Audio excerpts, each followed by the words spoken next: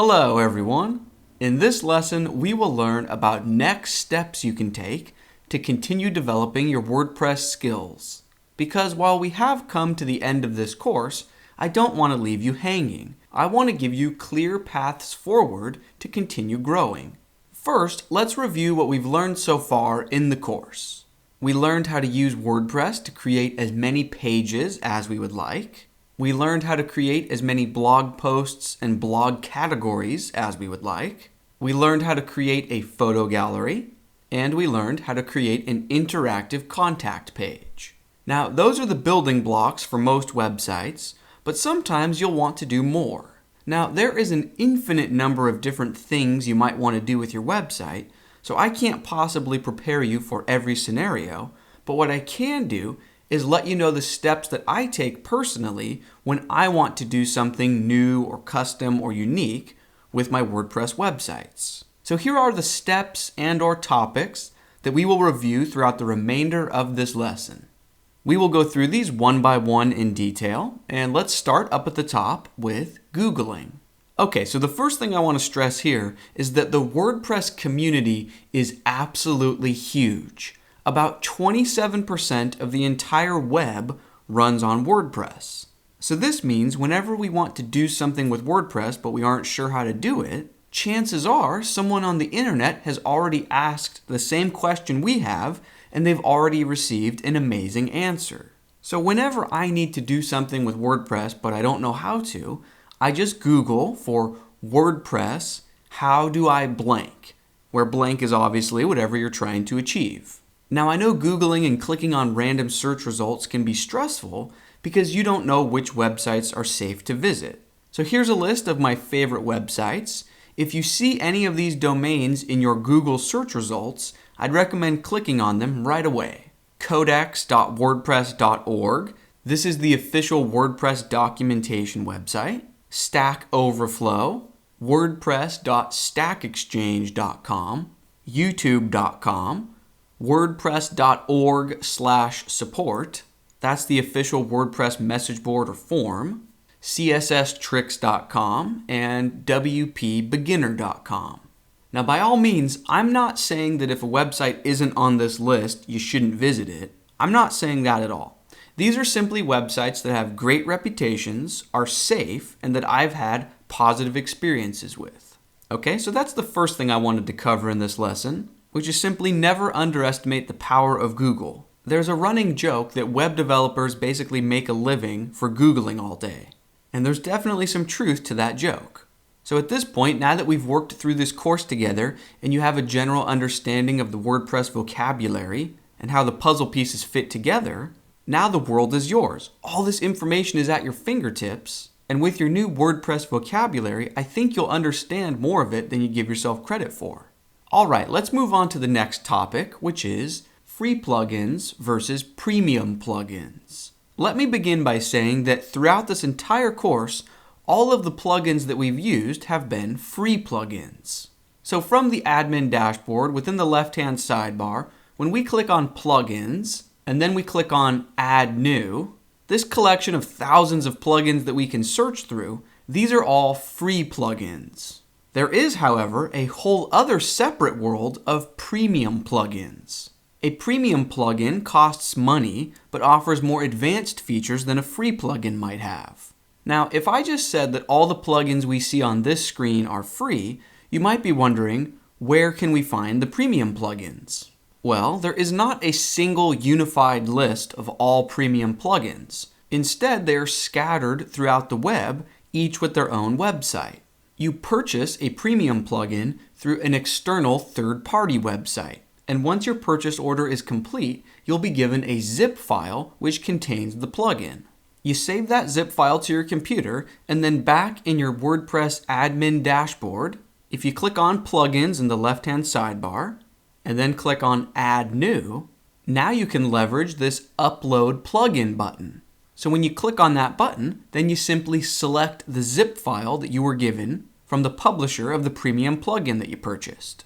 Now I do want to bring something to your attention before you go out and start purchasing any premium plugins. So with free plugins, all of the plugins that we can search through the WordPress admin dashboard, Amongst those thousands of free plugins, we can rest assured that the WordPress team has reviewed and approved each plugin. This means that the free plugins have been reviewed and scanned, and they are indeed safe and don't contain any malicious code that could display secret ads on our website or steal our passwords or anything else evil like that. We do not get that same peace of mind with premium plugins. Since each premium plugin lives on its own third-party website, it's up to us to do our own research and determine if the publisher of a premium plugin is reputable and trustworthy. So off the top of my head, I know that PLUDINS plugins and Elegant Themes are two examples of reputable, trustworthy premium plugin creators. I'm not affiliated with them, they're just well known and have great reputations.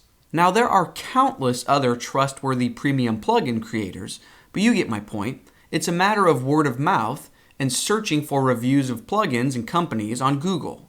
So long story short, I would always begin by searching for a free plugin, and only if you cannot find a free plugin to do what you need to do, only at that point would I venture into the premium plugin market.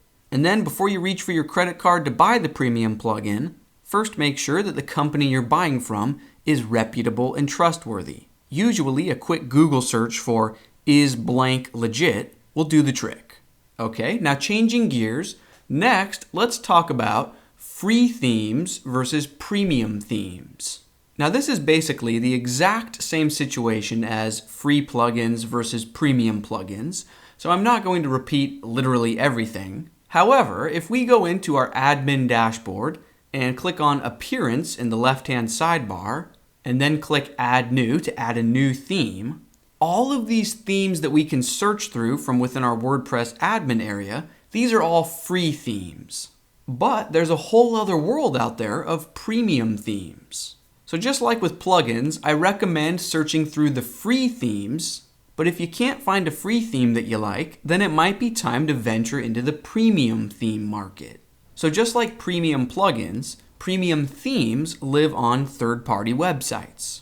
So once you find a premium theme that you like and you complete your purchase order, again, they will give you a zip file, which contains the theme, and then back in your admin dashboard, if you just click on Appearance and then Add New, now you can leverage the Upload Theme button and just select the zip file of the theme that you purchased. Okay, so at this point so far, we've talked about Google researching when it comes to WordPress.